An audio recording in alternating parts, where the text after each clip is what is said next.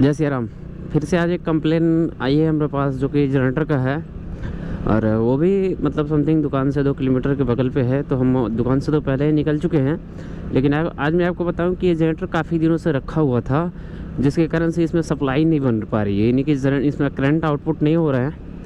और आज चलते हैं और देखते हैं कि इसको कैसे चेकअप की जाती है। आप भी हर एक स्टेप को ध्यान से देखिएगा, ताकि हम कुछ ऐसा सिचुएशन रहते हैं जिसमें हम बोल भी नहीं पाते हैं।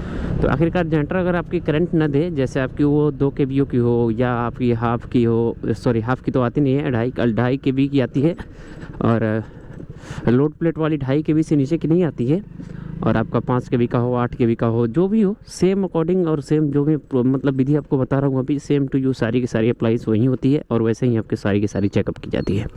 तो मिलते हैं आपसे जनरेटर के पास, और जो आपको ट्रिक्स फॉलो करूँगा सेम टू यू सभी की सभी वही ट्रिक्स फॉलो करना है आपको। और अपने जनरेटर को या आपकी किसी की भी दूसरे की जनरेटर भी होती है, अगर वो ख़राब होती है तो आसानी से इस चीज़ से बना सकते हो। तो मिलते हैं आपसे जनरेटर के पास।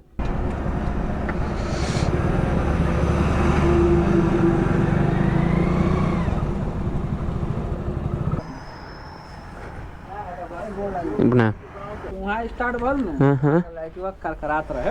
हाँ हाँ तो भल की हाँ अब ठीक बा। हाँ हाँ। तो एक बार अपना से PFL लगा के चेक कोई नहीं सन। तो फिर बोतल बा ना बोतल बना हम चलत नहीं, तो हम कहने कि ना अब वहाँ के काम बा।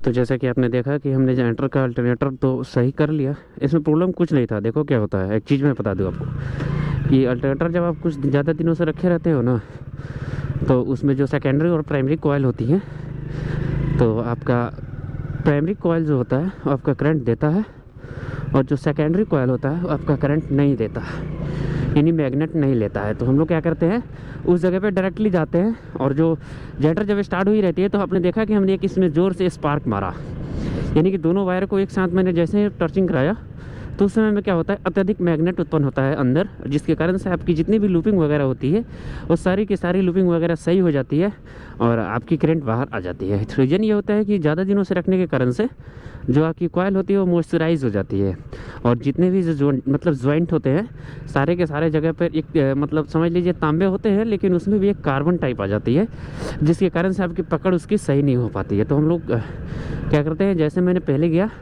तो उसको स्टार्टिंग टाइम में ही मैंने स्पार्किंग किया, यानी कि कुछ चेकअप वगैरह किया, इसका पूरा डिटेल्स वगैरह चेकअप किया। तो फिर मैंने उसको जैसे ही स्पार्किंग दिया तो उस टाइम में हमारी अल्टरनेटर जो है करंट मतलब आउट कर दी बाहर।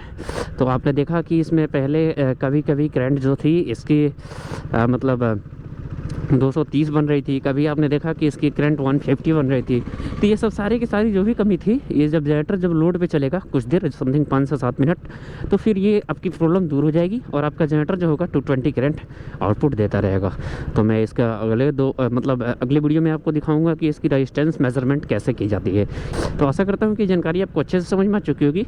समझ में आ चुकी तो प्लीज़ वीडियो को लाइक कर लेना, चैनल को सब्सक्राइब कर लेना। जिस भी प्लेटफॉर्म के माध्यम से आप वीडियो को देख रहे हो, फेसबुक के माध्यम से देख रहे हो तो फॉलो कर लेना, अगर यूट्यूब के माध्यम से देख रहे हो तो सब्सक्राइब भी कर लेना। मिलते हैं नई जानकारी के साथ, आपका भाई प्रिंस। जय श्री राम।